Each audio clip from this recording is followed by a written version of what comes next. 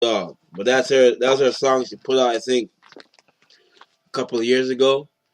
And right now she's working on some new stuff. She has a show coming out April 27th. And then a performance. So she has a performance April 27th. And the show coming out in June. I'm not sure the day yet, but she'll let me know. I'll let you guys know back. But it's going to be out in Toronto. So yeah, just support Livie Moan. It's LIVIEMONE. That's Livie Moan. That song was called Trees. We'll share that song through our Facebook page. We'll have to post it. You do have access to the Facebook page. You know that, right? Yes, I do. Okay, just want to make it clear.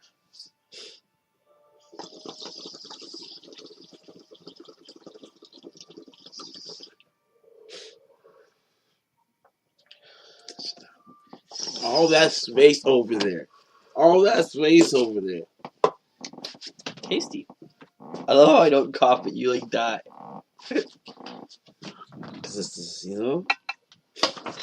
So we're back from our commercial break. So this is Kick the Media. This episode. Whoa! What are you doing over there? Sorry, guys.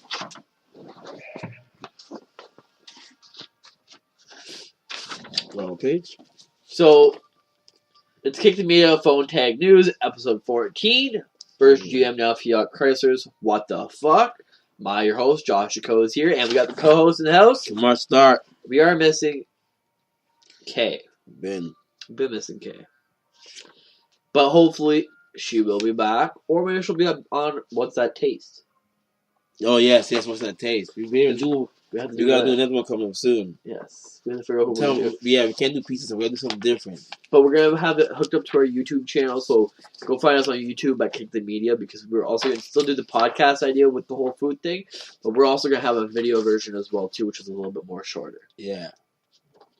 But we're not here to talk about our food segment. We are here to talk about FCA Canada to stop third shift at Windsor Assembly Plant, cutting 1,500 jobs.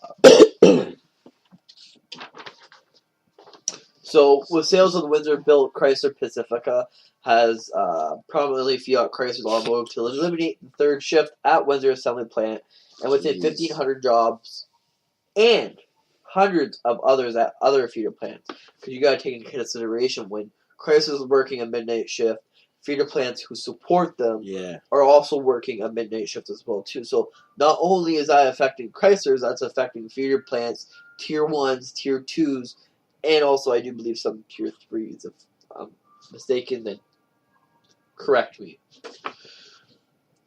But did you also know that this is the first time the plant has operated with just 2 shifts since 1993? In 1983, that's when they introduced the midnight shift. Wow.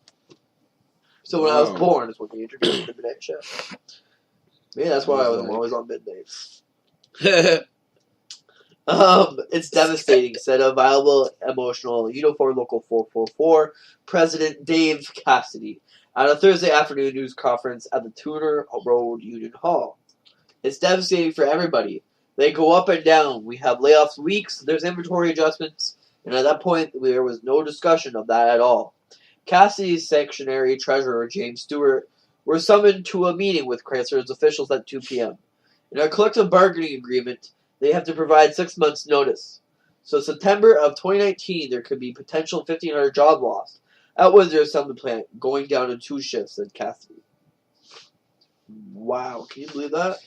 That's gonna be crazy, because now people that are dependent on that job, you know what I mean? If they're gonna leave the city, then they stay because they got that job and end up staying. Now they're gonna be out of work. 1,500 people.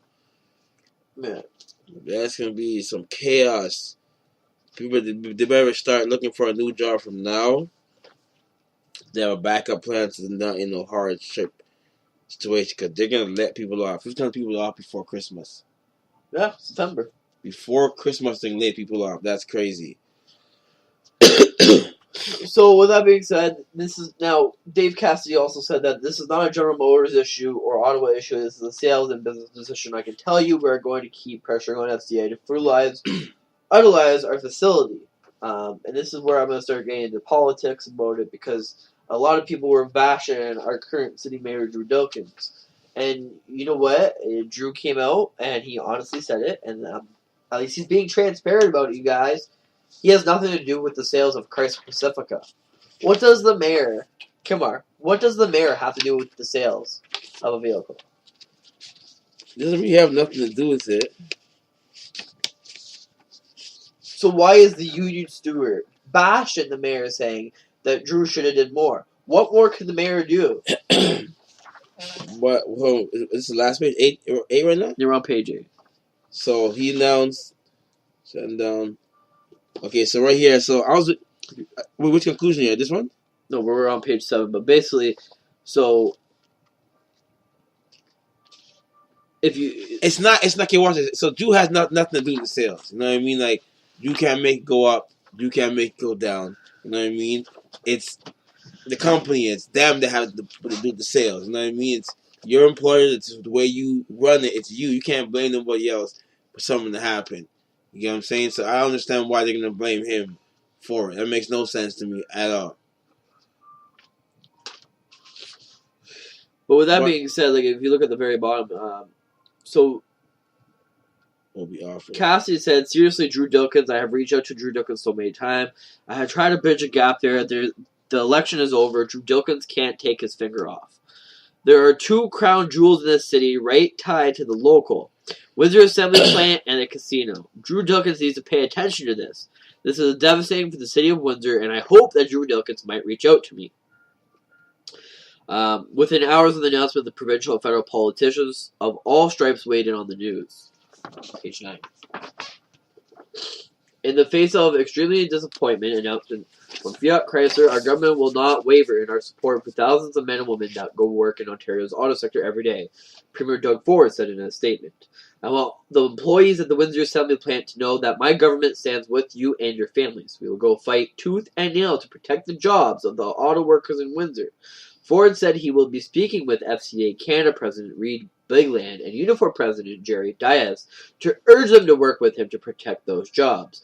My message to Fiat Chryslers is that do not make this decision based on the anti-business policies of the former government over the last 15 years, the Ford government said. Our government is lowering taxes, lowering electricity rates, and slashing red tape. There has never been a better time for the auto manufacturers to invest in the province of Ontario. The NDP opposed leader Andrea Horwath urged the government to move quickly. We can be a world leader in manufacturing the cars of the future for generations to come. But it won't happen by accident, Horwath said in a statement. We need to provide the government to take action to keep Ontario on the cutting edge of the auto sector. Tens of thousands of Ontario jobs in the auto parts, and spin-off industries are risked if the provincial fails to take action. The federal minister on Innovation, Science, and Economic Development of Navdeep Basis also issued a statement. I am very disappointed by the news coming from the Windsor Fiat Chrysler Automotive Plant. My immediate thoughts are with the affected employees, their families, and the community of Windsor. I will be traveling to Windsor tomorrow to offer our government's unwavering support for those workers and their families, and our commitment to fight for those jobs. See, the provincial government can do something, but the mayor can't do much. Yeah, it's true. That's all I'm trying to say. Like, everyone's trying to point the finger at our mayor. The mayor has nothing to do with this, or the casino. Yes, the mayor can input his opinion, which he has. He has stepped up. He has made announcements. I think I saw him on CBC the other day, and he was shaking hands with the local union. But you know what? To be honest with you, I kind of saw this coming when GM shut down and moved to Mexico. Yeah, it shut down. Yeah, everybody was shutting down because they could cheaper labor, right? Chrysler is not moving, keep in mind. Like, it's staying in Windsor. They're just cutting a shift. We should be grateful and have gratitude that we still have that there. So what is 7 now? Yeah. Topic 7. All right. Window Company representative arrested following fraud investigations. I remember, so basically, Josh told me we talked about this November, but I don't remember nothing about this whatsoever. November is so far, too, so we talked about so much stuff in November. It might have been with K. But might have been on an the first one, yeah, the one I missed. Yeah, my birthday one, yeah, it could have been that one, yeah. After contacting more than 70 companies who dealt with this local window installation company as a part of the extensive investigation that began in September. Windsor police have laid fraud charges. Police are not naming the companies in question. Investigators identified a suspect directly associated with the involvement business and arrested him on Thursday without incident. What's his name? Craig O'Brien? Yep.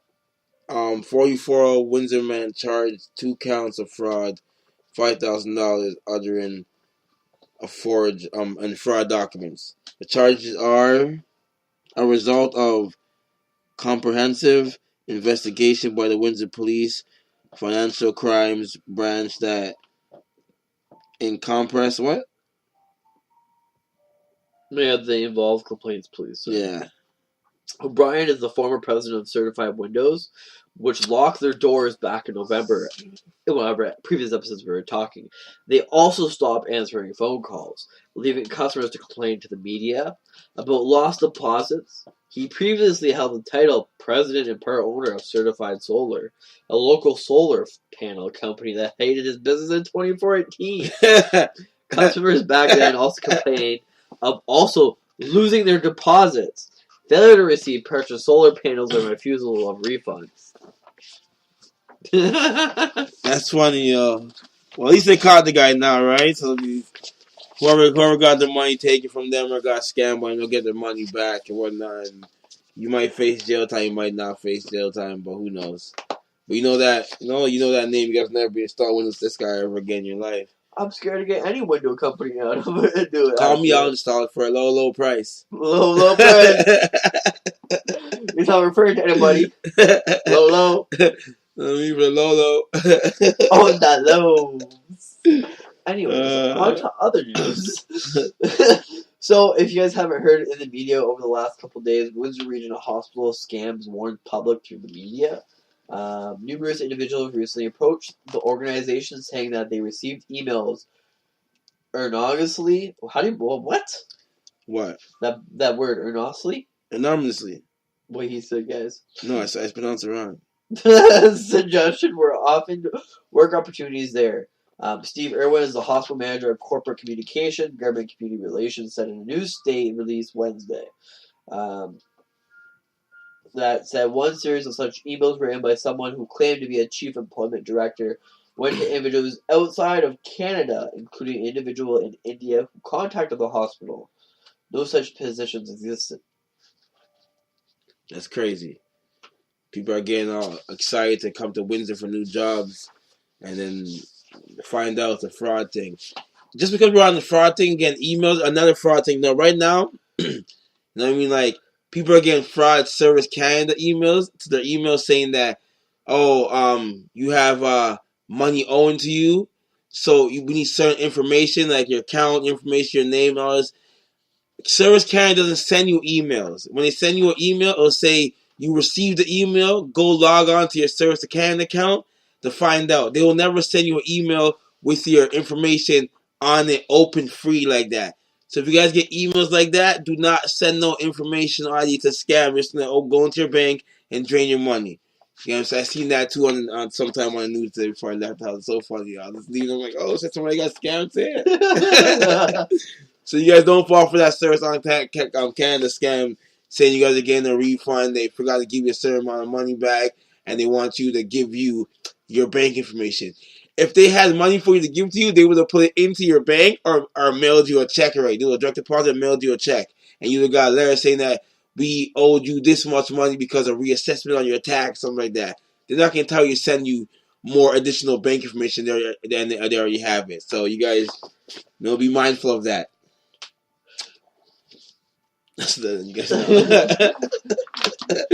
And so you have the co-host himself. I'm the same, man. I'm the same, man. Right. The Gordie Howe Bridge creates more jobs. Yes, I was waiting for that. Okay, we'll get into that after.